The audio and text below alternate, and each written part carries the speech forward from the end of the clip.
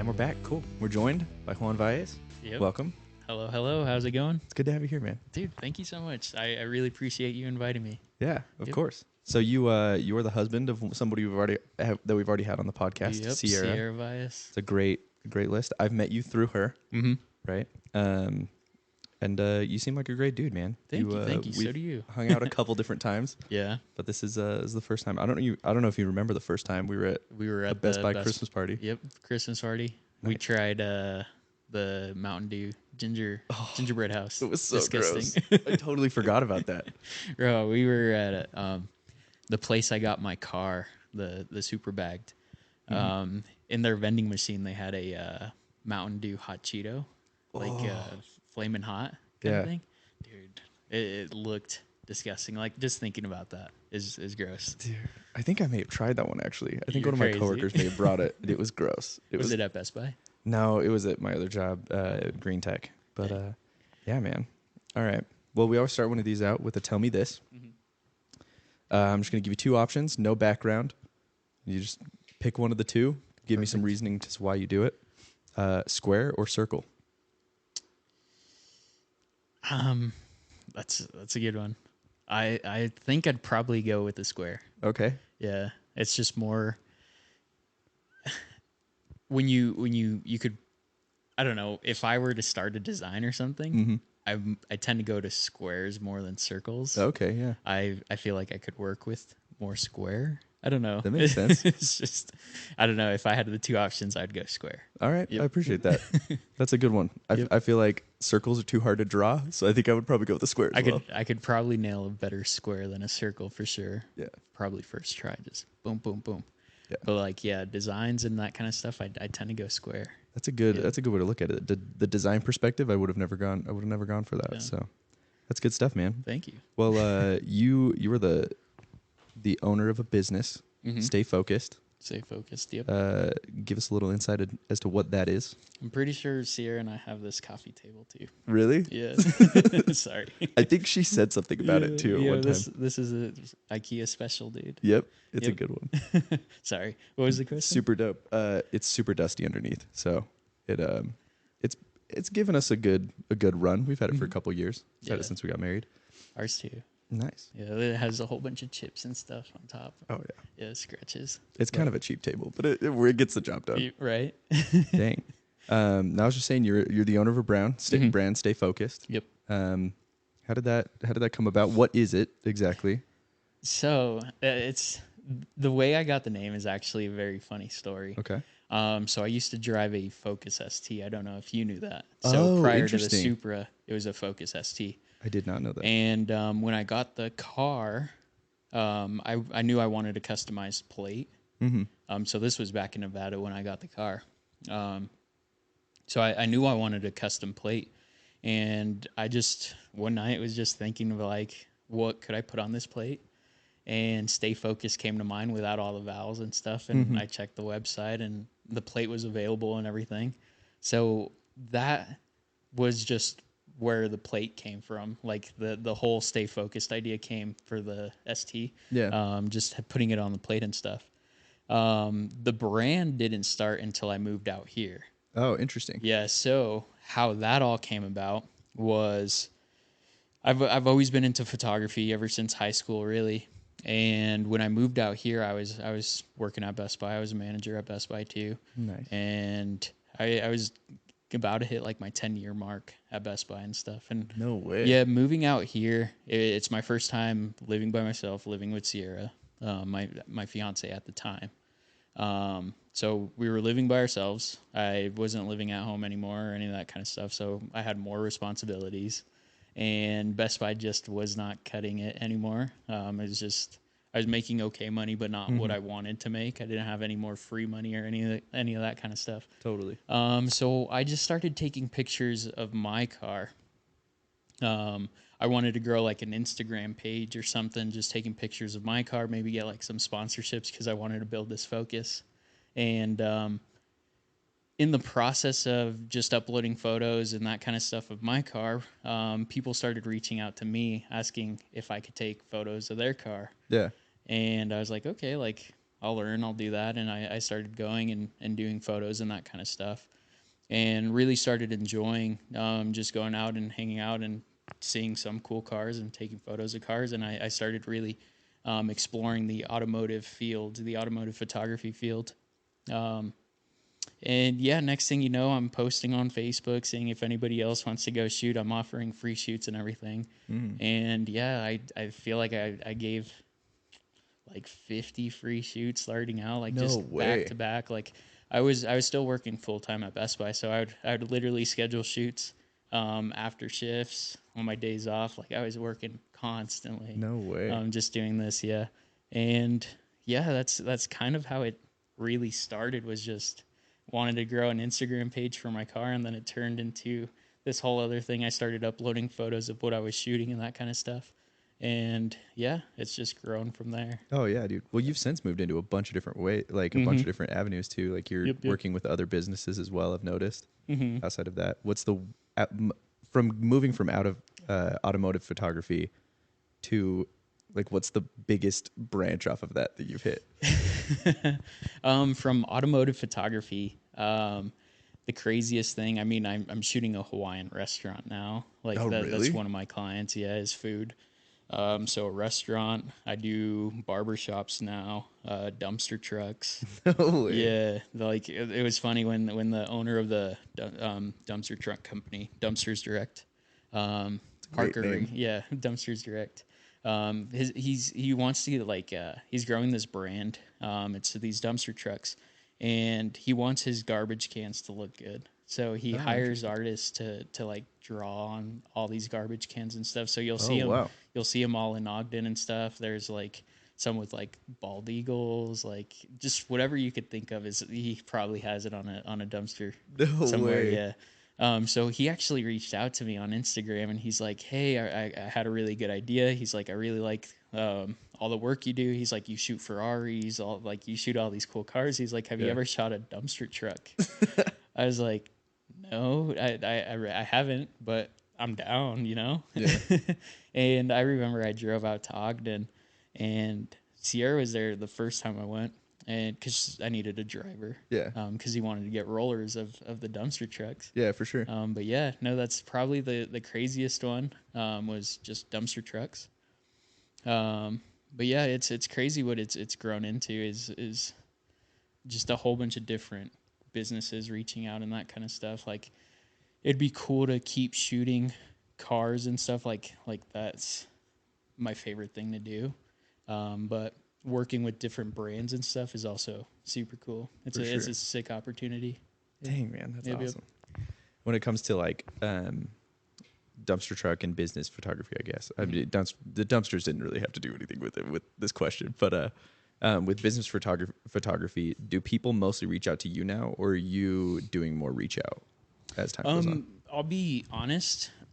As of right now, I don't think I have officially like reached out to a client. Really? As of right now, like the biggest thing has all been word to mouth. Yeah. Like it's grown. Just word of mouth, people knowing different people.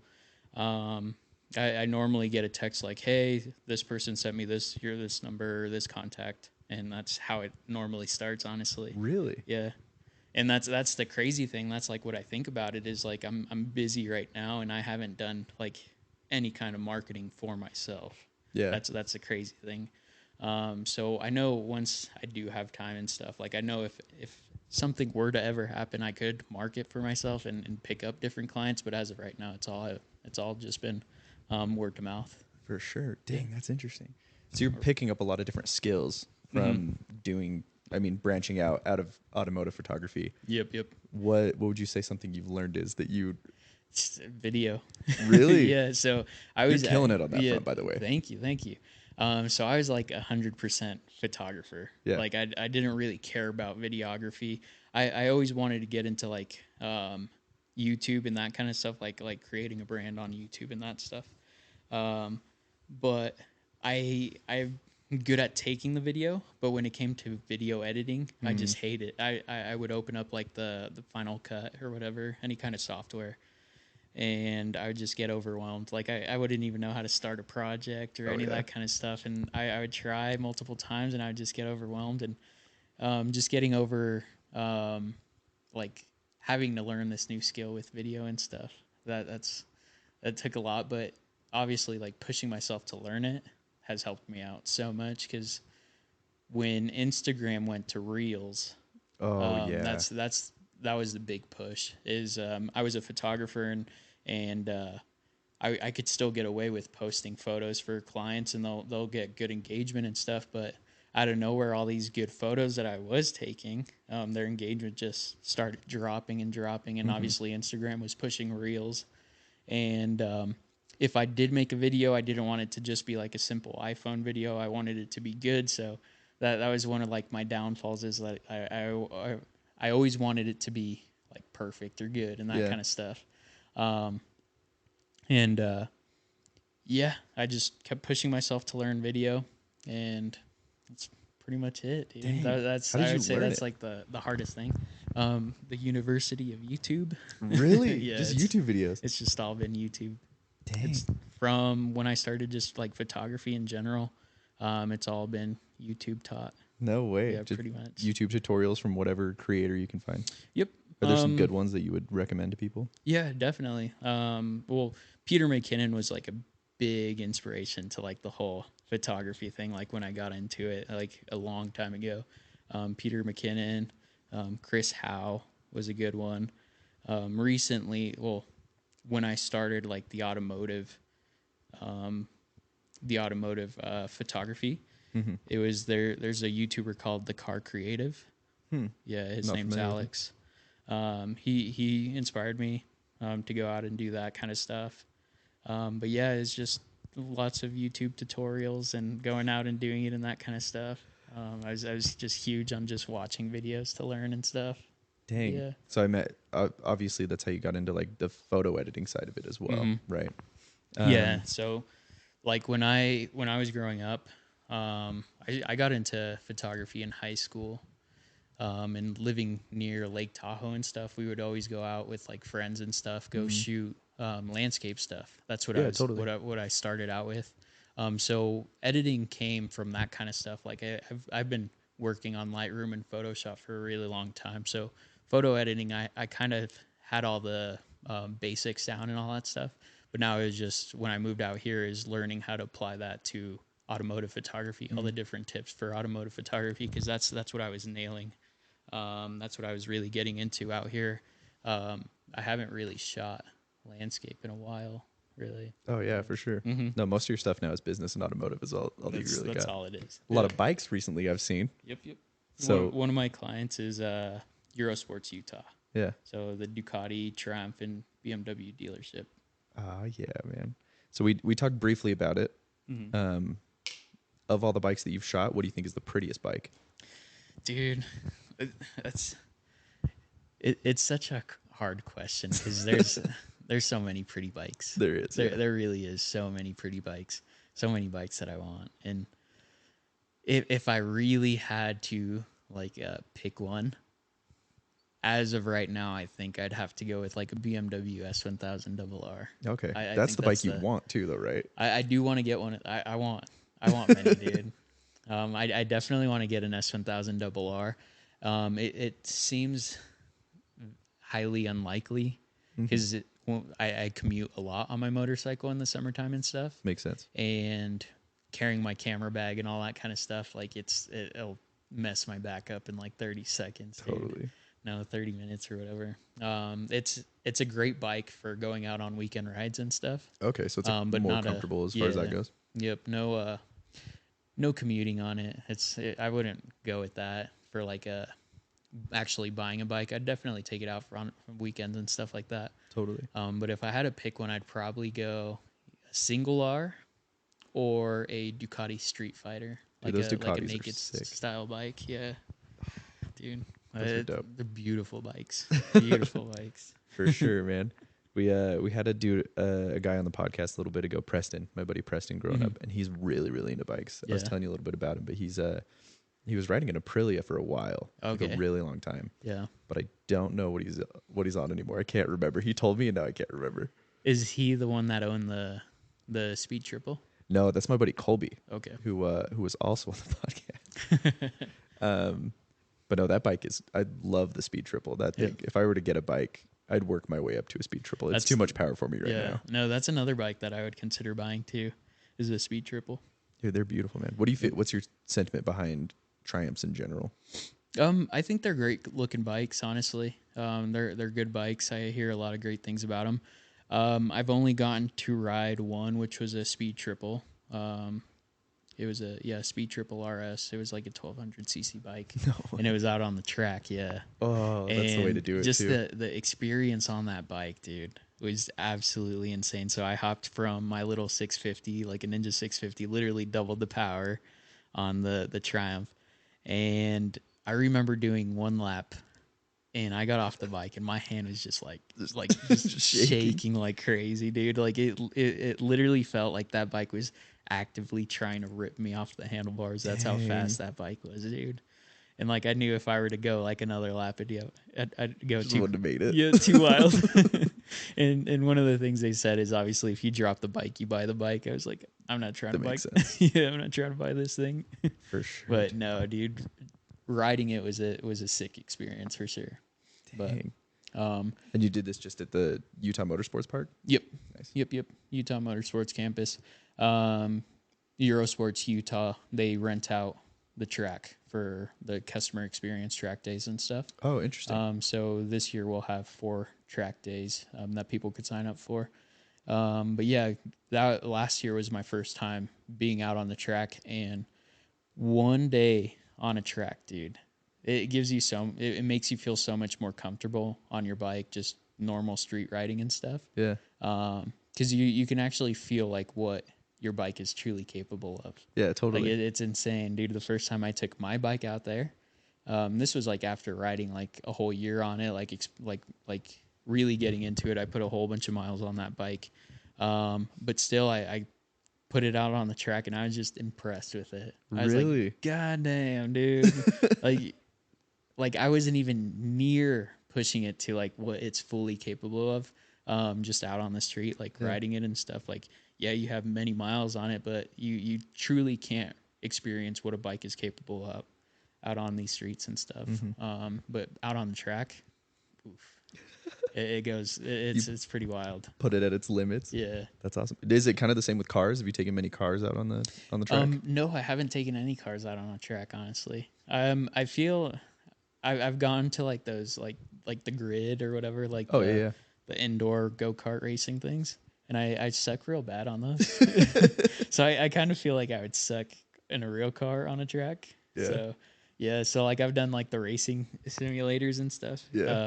And I suck on those too. So I feel like if it were to like actually play out in the real world, I would also not be good driving on the track. So the logic there is sound.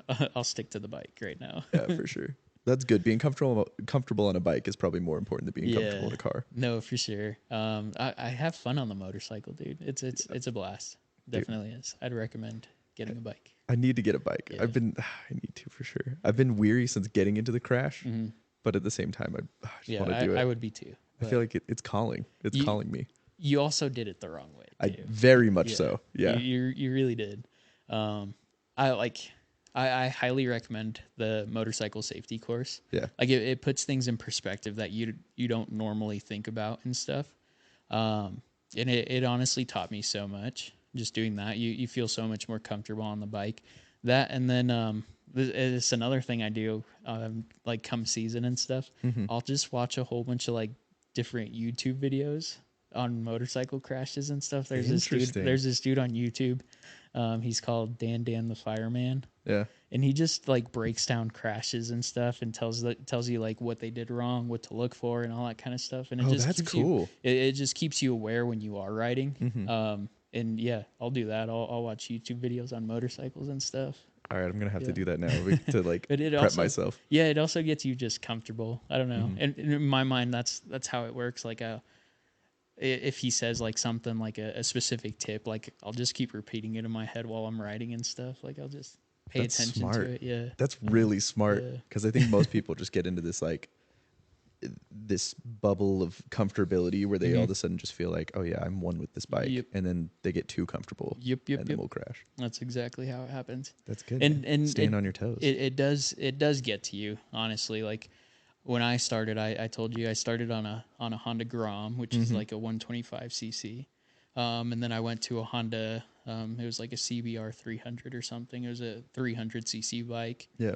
And you definitely start getting comfortable on the bike and stuff. And you just got to keep in mind, like, just riding your own limits and that kind of stuff. Ride what you're comfortable with.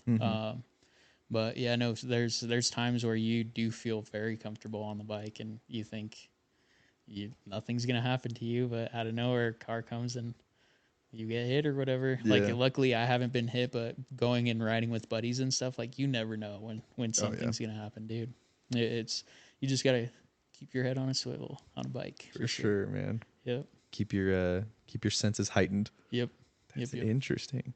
So on the note of not being great on the track, do you watch Formula One at all? Because that normally helps people figure out how to drive faster on a track.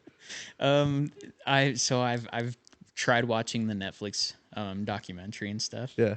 I think I've watched season 1 and 2, but I haven't watched any of the Really? current ones. Yeah. Okay. I think we're on season 5 or something like that. Yeah, season 5 just came out not too long ago. I started watching that, but I don't follow it, honestly. Yeah. Yeah, there's something about like watching it. I don't really get into it, like all kind of sports.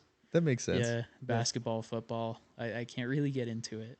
You'd rather be in the action of doing it than you would be If I had to, yeah. No, if I'm watching TV, it's mostly just like game shows, love shows, like just competition shows. That's part of what I wanted to come to later too, was ask you a little bit about some of the best shows to watch, Sounds of your good. opinion. But yeah. interesting. Okay. So you have been to the Grid you talked about, Yep. which for people Yep. that don't know, it's like a local indoor go-karting place that all the karts are electric and for some reason Super fast. way faster than they need to be. Dude, every time, I don't know if it's just like go-karting or whatever, but I feel like on the Grid, every turn is kind of like left. Like there's a lot of left turns or something like that. I feel like that's the way. I don't know.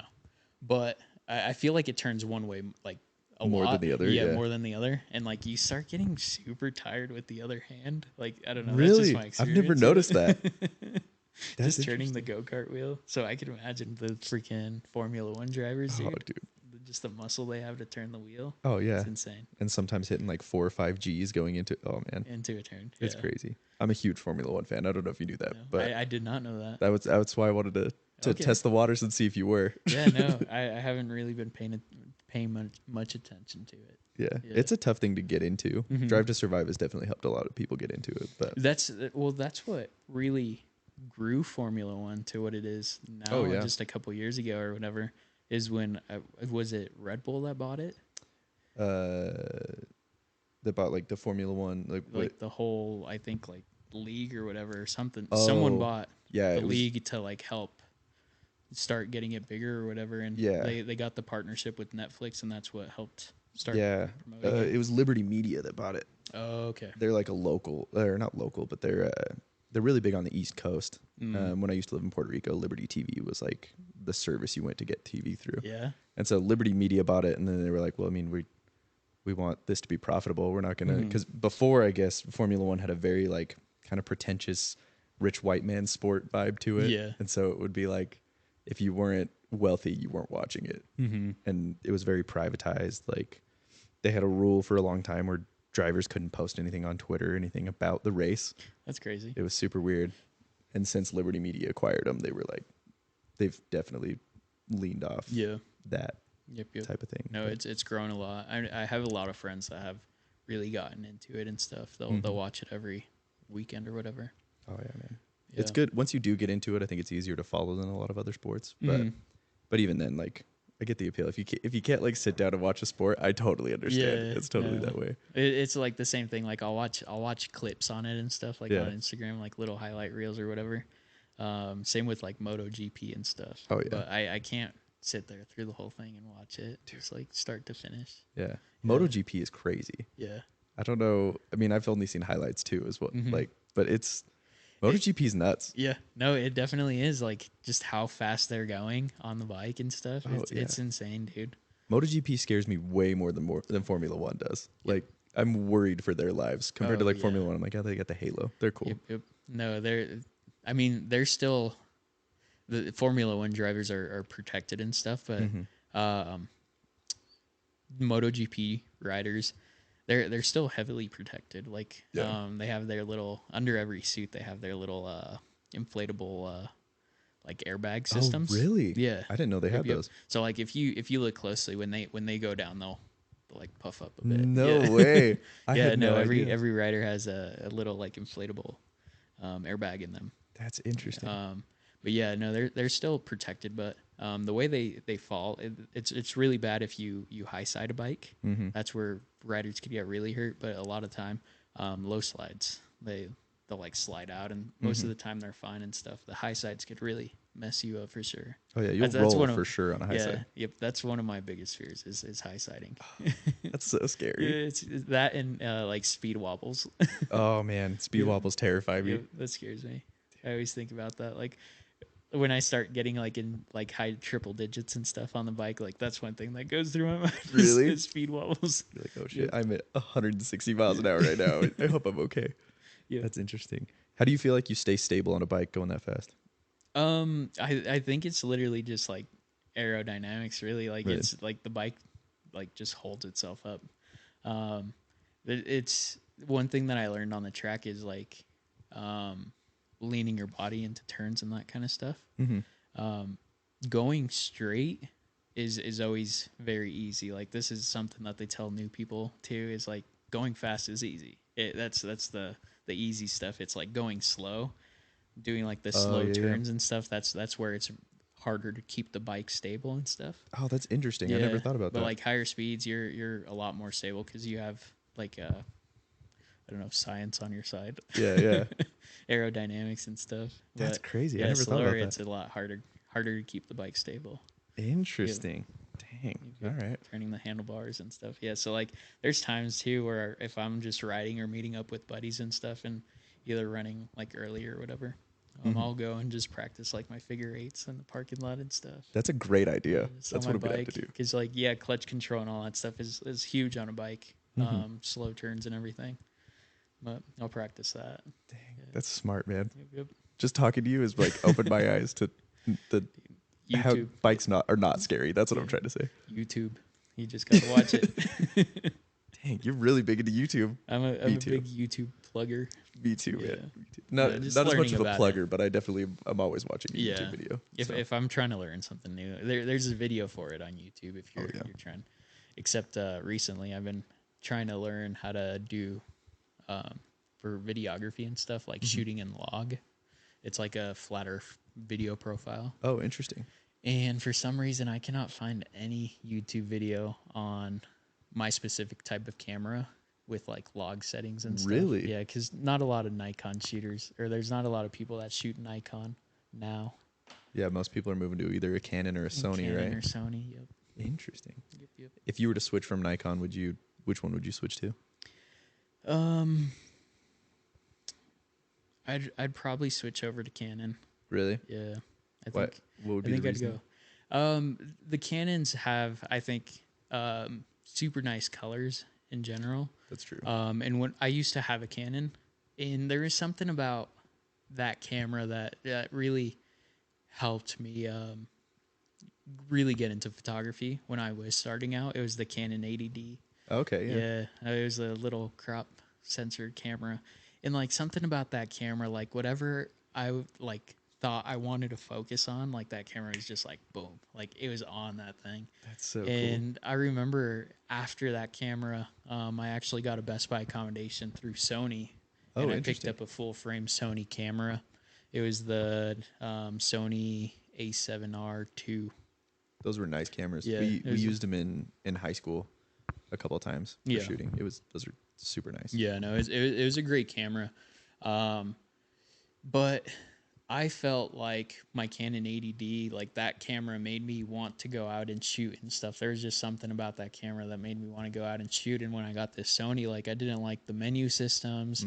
I didn't like the way it like focused. Like it felt like if I didn't have a G Master lens on that thing, like the focus wasn't the greatest and stuff. And at the time, like I didn't have money to go buy a freaking $2,300 lens or whatever. Yeah, for sure. So I'm using like nifty 50 lenses and all that kind of stuff, like cheaper glass. And that camera body I just felt like wasn't the greatest with autofocus. And just something about that camera kind of like threw me off. Like I didn't like it or anything. So if I were to switch now, I'd probably go to like a Canon or something, even though like Sony is completely different now. Like they've completely swapped their game. But there's just still something about Canon. I feel that. I'd go with Tradition. Yep. I'm with that. That's interesting. One thing I liked about the A7R, or I think we used the A7S actually, because it was a little bit better with video. We were using it for more of a video application. But those were great in low light, from what I understood. Did you have that same experience, or were you not really shooting in low light as much? Not so much with the Sony. With the Sony A7S is going to be a lot better in low light. Just because that camera has a 12 megapixel sensor in there. Oh yeah. So it has bigger pixels on it or whatever. But having that low of a megapixel allows for less noise in low light like scenarios and stuff. The more megapixels you have on a sensor, the more noise you'll get on a sensor. So the A7R was known for, I'm pretty sure the R is for like resolution. So like it had like a 42 megapixel or 45 megapixel sensor. So that's why it was really big with photography. Yeah, so it was huge for photography because it was just a huge file that you got when you took a photo. And I remember working with those files. It was super nice.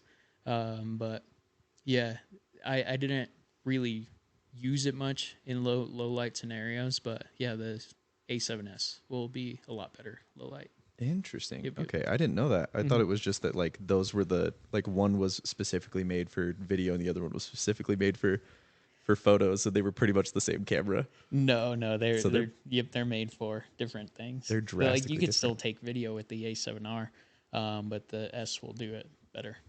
That makes sense. Yeah, that makes a lot of sense because we were in a video production class, so I could see why the A7S made more sense there. Yeah, when I was in high school, I took a photography class. Yeah, and I got kicked out of it. Really? Yeah. You gotta tell me the story. So it was I'm pretty sure it was like 11th grade or so, and I took a photography class with Miss Brennan, this tiny little high school teacher, and we're in this class, and we're probably like halfway through the semester. And she's the art teacher, so she teaches like painting, drawing, like all this other stuff. Just all creative work. Yeah, all creative work, I guess. Yeah. And we're in photography. And she's breaking it down by like composition and everything, but she's teaching us everything that she was teaching, like her drawing class and her painting class. Oh, interesting. So we're like halfway through the semester and we still haven't even touched a camera. And I remember we walked into class and this new assignment was to print out a portrait of like an artist or just whoever you want to print out or paint or whatever.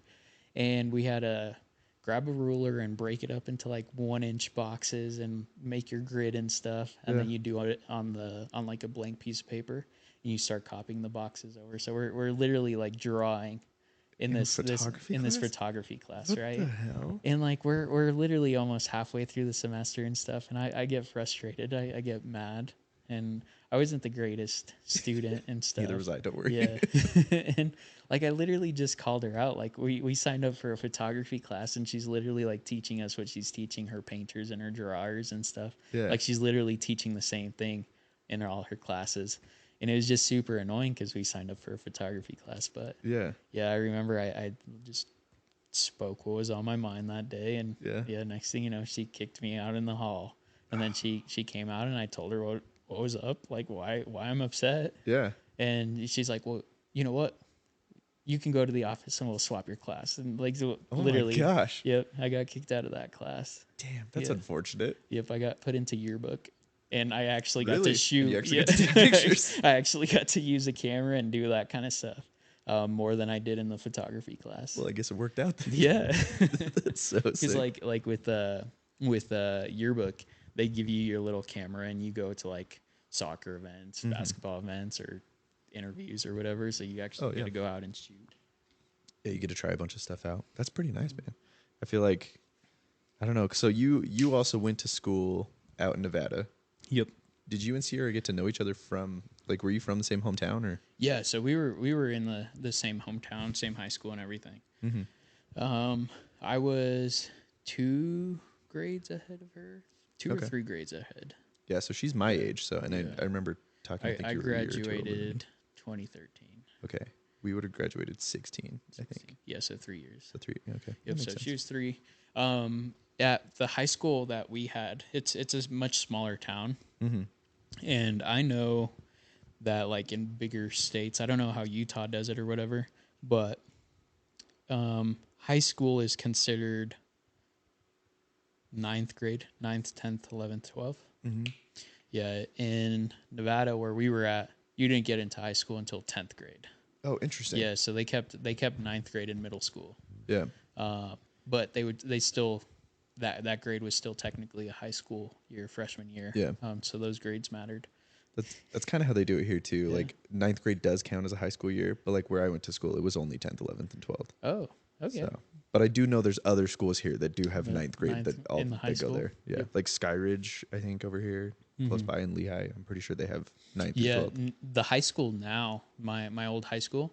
I'm pretty sure they have 9th grade. They built like a whole new building in front of the school, and so to move the 9th graders up there. So I know it's that way now. But yeah, when I was out there, it was just 10th, 11th, and 12th. But yeah, no, I never really met her or talked to her in high school or anything like that. Yeah. How'd you meet her outside of that? Best Buy. Oh, really? Yeah, she got hired on as Best Buy because I worked at Best Buy out there in the Carson City store. And yeah, she got hired on as AP. No way. Yeah, I didn't know that. Yep, she's a security guard. Interesting. And now look at her now. She's at at the top. Stick with it. You'll be successful. Yeah, no, I was with Best Buy for freaking way too long. 10 years. When did you originally get the job there? How old were you? Right out of high school. It was in 2013. I was 18. No way. That's crazy. Yep. Well, and here we are now. Now you still got those ties. You get the sweet discount. Yeah. But you don't have to do any of the work.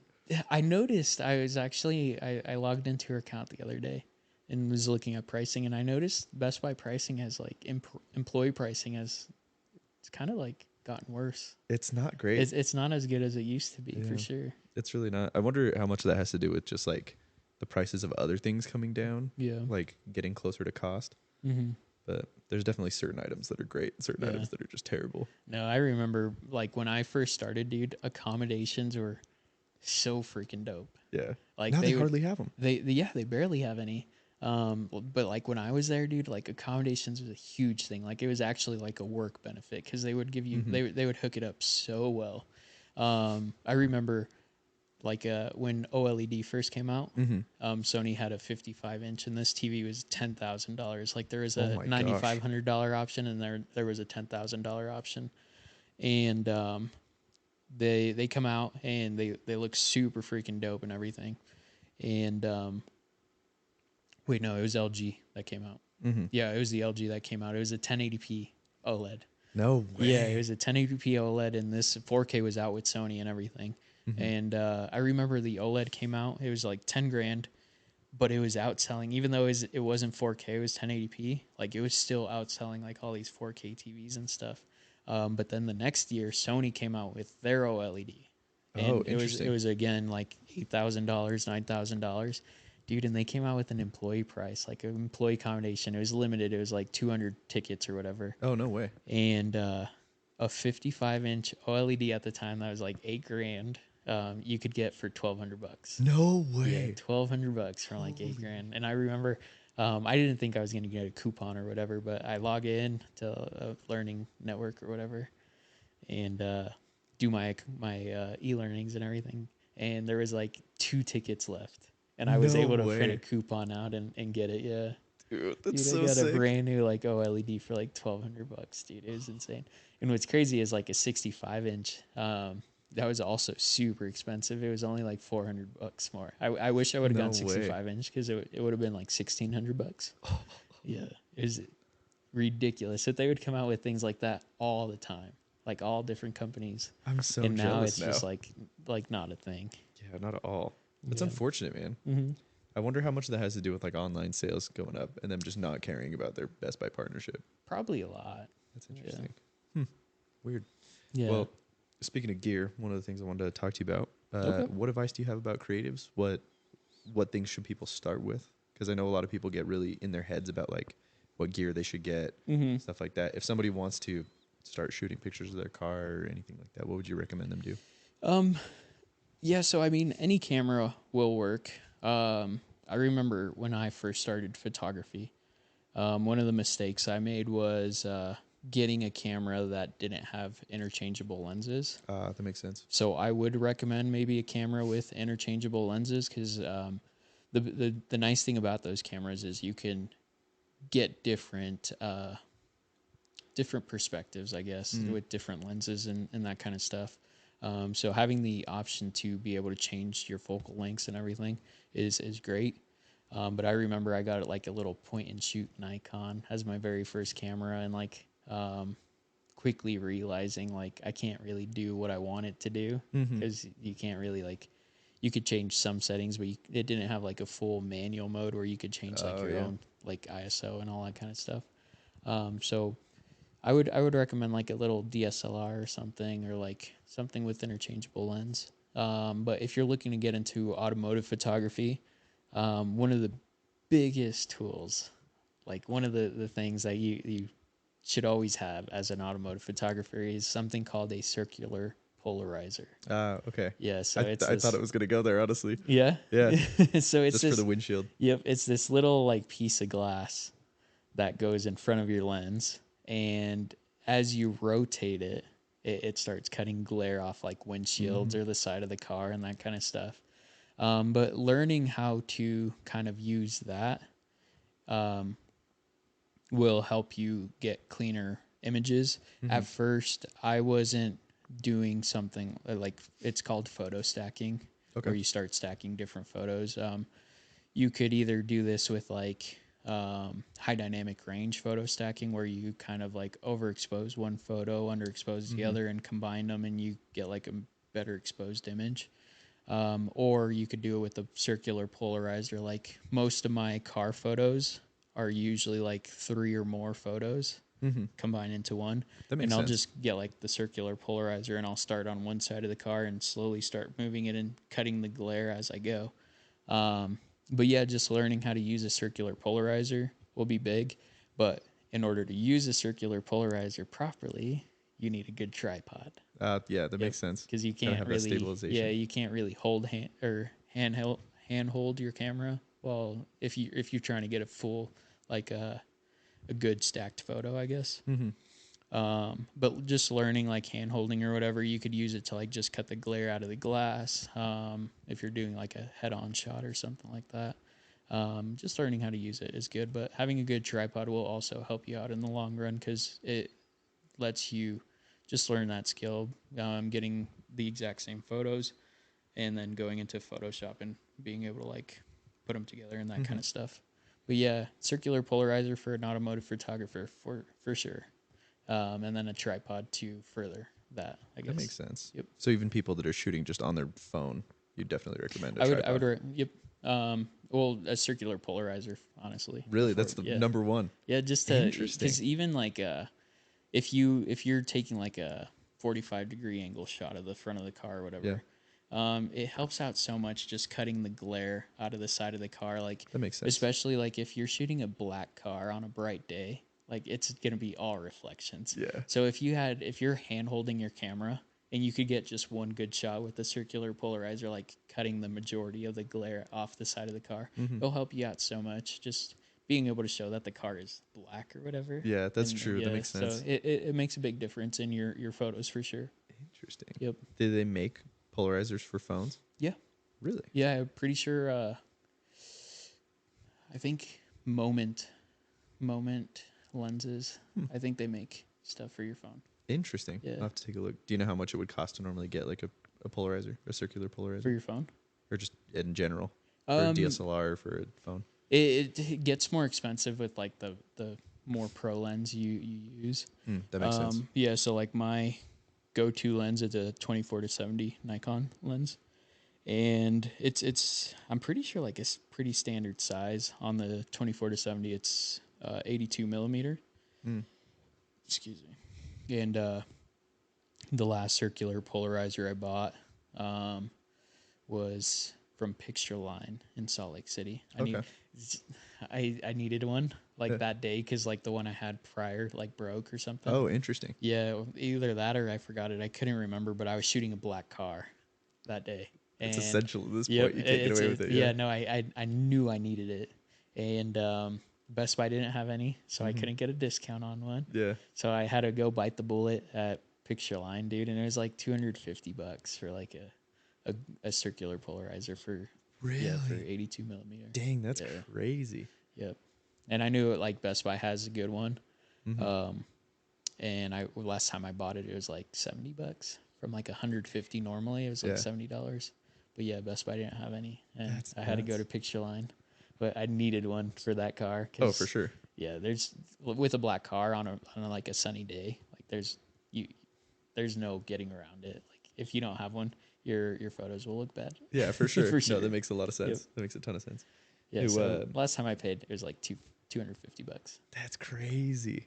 Yeah. Dang. Well, that's good. It's good insight. I'll have to go out and pick one up. Start shooting pictures of my Hyundai Elantra. Oh, dude, you can make it look good. Yeah, it needs it.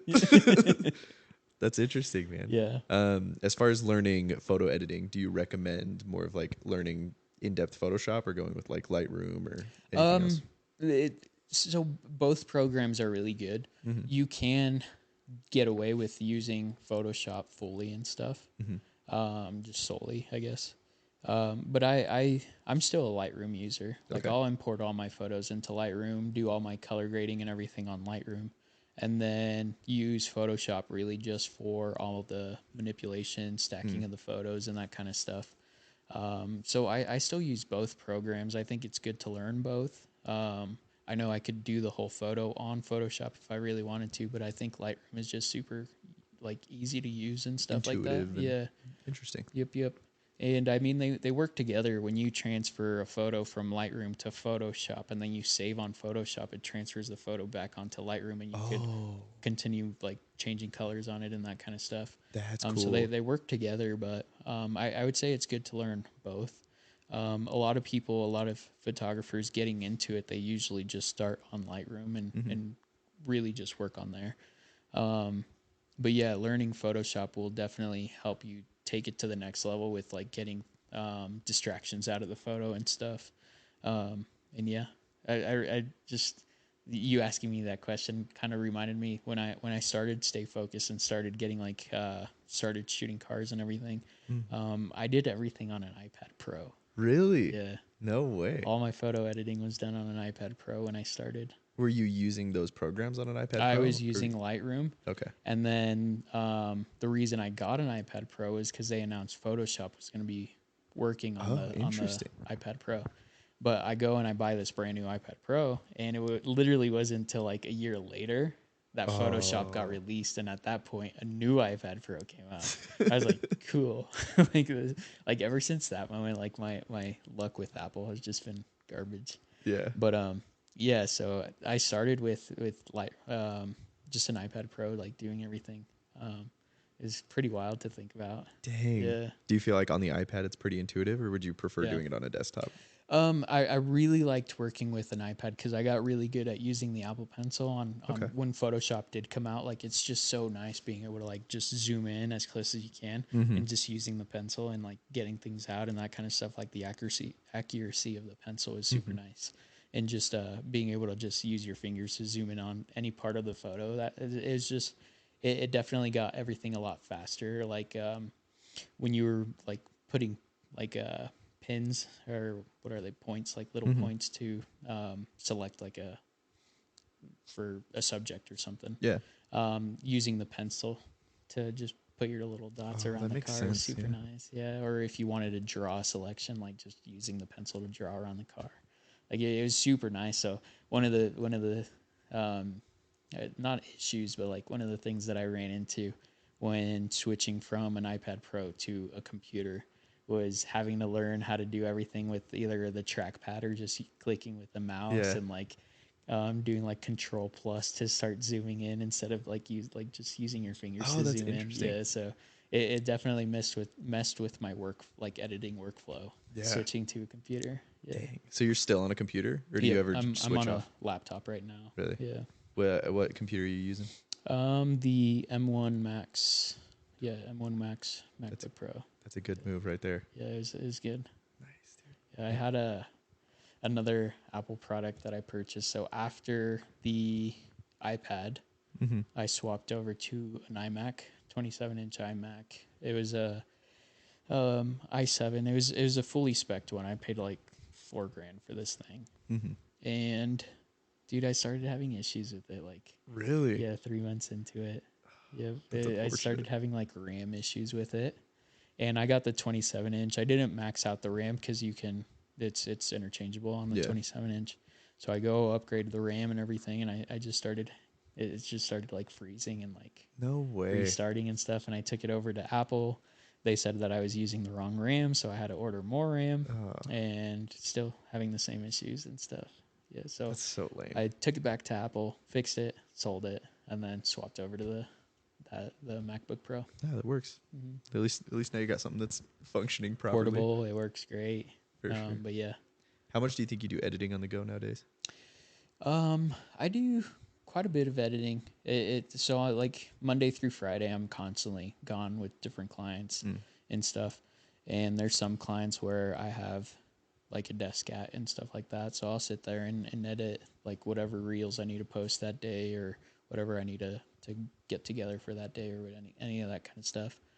So I'm editing constantly. So that's another plus about having the MacBook Pro is that it's honestly a workhorse. It's Mhm. really good, and it's portable and stuff.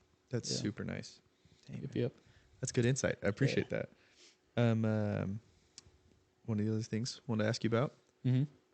You're into these dating shows. Heck yeah, dude. Explain a little Yeah, bit man. as to why and which ones are must watch. I don't know, dude. So like I'm into all kind of competition shows on TV and Mm-hmm. stuff. Like there's like I remember like being in high school like watching like The Biggest Loser or like Top Shot or something like that, Yeah. like those kind of games, like game shows and stuff. And then I've always been into like The Bachelor, Bachelorette. Like I got into that kind of stuff, or like Nice. A Shot of Love with Tila Tequila, or Flavor of Love with Flavor Flav, or something like Interesting. MTV. I've never heard of like, those ones. yeah, those are old MTV shows, Really? like old MTV shows. And I don't know, like I grew up. I have two sisters, Mm-hmm. and my older sister, she was always watching like those kind of shows on like MTV and that kind of stuff, Yeah. like Room Raiders and weird shows like that. Like these are all like old MTV shows. Yeah, yeah. But I don't know. I've just always been into competition shows. So whenever I go on like Netflix or Discovery or any of that kind of stuff, if I see like Love Island or what was the other one there's like The Circle. Yeah. There's one with like Too Hot to Handle. Oh, yeah. Yeah, where they like think they're going on like this party vacation thing, like Mhm. big old island, but then they get to the island and like they find out they can't kiss and like fuck and all that kind of stuff. Like I don't know, it's just funny and sometimes it's like super cringy. Yeah. Like I don't know, I find it fun. It's It's so just awesome. yeah, just watching it. It's funny. It's dope. Yeah. I've seen clips of like the MILF Manor stuff. Yeah. And that's one that like makes me really, really uncomfortable. But I see the appeal behind it. Yeah, no. So I remember like that one's on Discovery, and I remember coming across it, Yeah. and I was like, I gotta watch this. I gotta watch this. And I remember like the first episode when they all found out like, oh, they're gonna be dating like the sons. Yeah. I was just like, God damn. I was like, what the hell just happened? Like I had no idea what was going on. It was so funny. But after like Sierra saw like the first couple minutes of it, she she remembered hearing about this show on a podcast, so she knew what it was. She didn't even like tell me what was gonna happen or whatever. But yeah, it was so funny. Interesting. It was a funny one. We finished that show yesterday. Really? Yeah. Oh, so it's completely out now. Yeah, I think it's all the way to the end. Man. All right, I'm gonna have to watch it. I feel like it's so I've funny. just heard about it. I've seen like people do deep dives on it. Yeah, it's cringy, but it's funny. My wife has a super hard time with cringy content. Yeah. I think she's an empathetic cringer, and so it just makes her feel really weird. Yeah, like So, just awkward watching it. Yeah, exactly. That's funny. And so I feel like those things I may have to watch on my own because I don't know if she'd be into them. But Yeah. dang, that's interesting. Yeah, So and must watch ones. What do we have to see? Honestly, like I'm big into like the Love Island one. They're like longer ones, so they're hard to keep like stay into them. So like I'll okay. just watch them here and there. But like the Netflix one, like I like the Too Hot to Handle ones. I think those are funny. They have funny people on there. This is like a game show. One is like The Circle. Okay. I always thought that one was a good one. It's not like a dating one or whatever, but it's a good little game show. At least right. season 1 and 2, I think, are good. Okay. The older ones are getting a little repetitive. That makes sense. Yeah. Once you have the same premise to the show and it kind of repeats and stuff. Yeah, but I'll watch like a lot of cooking shows too. Like, Oh, really? Just any kind of like competition show. Like Yeah. I don't know. So like Iron Chef and those Yep, things. Iron Chef. Okay. Chopped. Yep. Like the Bake Off shows or whatever. Oh yeah. Yeah. What is that one called? The Great British Bake Off or something like that. I don't know if I've seen that one, but like Netflix has a whole bunch of like got tons. they got so many, dude. Like I don't even know the names of all of them. Interesting. All the ones I've seen. Have you seen Physical 100 yet? Have you been watching that Yeah. one? Yeah. I haven't seen it either, but I've heard about it. These are all ones that I don't like. I don't really watch these shows. Yeah, but Physical 100 was a good one. It's dubbed over. It's like a like a foreign show or whatever. So the voices kind of throw me off on these people because Really? you got like these huge old muscle people and they give them like a squeaky ass voice or something. So like the voices throwing me off, but it was a good show.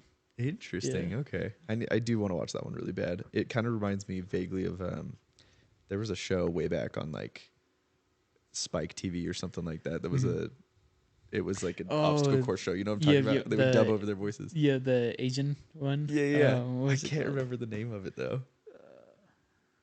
MMC or something like that. Something like that. MXX or something. Yeah, MEE Most Extreme MXC. That's what it was called. Yeah, MXC. Well, there it is. It's MXC. Most Extreme. It said Most Extreme Experience Elimination Challenge. But I don't know why it's MXC. There's like one where I don't know. Some of the people would go and run out into like a mud field or whatever and like shoot like a soccer ball like super high and they have to like catch it.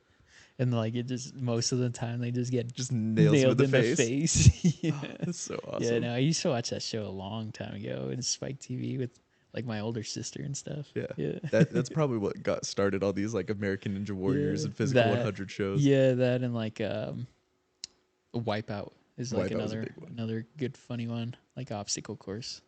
For sure. Yeah. Did you ever watch like Fear Factor and stuff? I didn't really get into like Fear Factor now. But like, what's that? There's one show as a kid. They used to BattleBots or whatever. Oh Yeah, I like think I know what we're talking about. they would compete, like the robots would compete or whatever. They would like beat each other up. I think I've seen that. A fun show to watch too. I think that's still on Discovery right now. Really? Yeah. All right, I'm gonna have to get on there. BattleBots. Is Discovery Plus worth it? I pay for it. Really? Yeah, but All it's right, like we have a Discovery Plus, Peacock, Netflix, and Hulu. I'm pretty sure is what we have, and we'll just watch. Like we'll switch shows. Just from go on there. kicks of each service. Yeah, so like on Discovery, like I'll watch Gold Rush. I'll watch just different shows and stuff like Gold that. Rush, man. It's been a while since I've seen that show. Yeah, Gold Rush is a good one too. Dang, the Alaskan Gold Rush one. Is that, if I'm remembering it right, that's that one, right? Where they do... Well, now there's a whole bunch of different ones. Oh, there's branches of it. Yeah, they kind of branched off. But I remember watching like the OG Gold Rush. Yeah. And now I think There was one character on there named Parker. Dude, I was think. literally about to say, is that the Yeah. one with that one character that I could? The only The character I kid, can yeah. remember is Parker, the yeah. kid. He has his own like Gold Rush show now. Really? Yeah, it's like Parker's Adventure or something like that. I don't know. All right. Yeah, Dang, so he must have made it big on one of his minds. probably. Yeah. I guess so. Interesting. All right. Well, thanks for coming on. I'm currently definitely. wearing the softest hoodie ever, by the way. Dude, This I thing is appreciate great. it. This is a Stay Focused hoodie for those people that don't know. Yeah, no, it looks good. Where do we find it? So it will be available once I get the website up and going. Okay. It should be stayfocused.com. Okay. So without the vowels, STY, middle dash, I A guess. hyphen, a dash. Yeah, whatever dash. you want to put. STY-FCSD.com. Stayfocused.com. Nice. That's where we can also find you on Instagram. Yep. Instagram will be that. It's underscore STY underscore FCSD. Okay. Yeah. Sick. No, dude, you got some good stuff going on. I Thank love you, like thank you. following it. Like every single time your stuff comes up on my page, I'm like, yes. Every single time. Dude, I appreciate that, bro. You just got good quality stuff, man. It's Thank good. you. Thank you. No, I went through like a whole, like, I haven't been posting on my account as much as I should be, just because like I run a whole bunch of different accounts. So like mine's like the last priority. But I know I need to focus more on my brand. I got to treat my brand as like a client. Like I got to schedule time for it and that kind of stuff. But yeah, no, it's been fun. It's good. It's cool that I'm doing this. It's insane to think about. For sure. For sure. Yeah. It's crazy because you just kind of like fell into it, right? Yeah. Some people are really yeah. trying. I feel just really like I knew I wanted to do something with Mm-hmm. a camera, I guess. But I never knew I was going to be working with businesses and running their social media and that kind of stuff. Like I didn't think it was going to be that. Interesting. Yeah. Well, now I got to go follow Utah Motorsport for that reason, Yeah. just to get more from you. Yeah, no, get it. You'll have to follow Eurosports Utah is the motorcycle Yeah, one. that's what it is.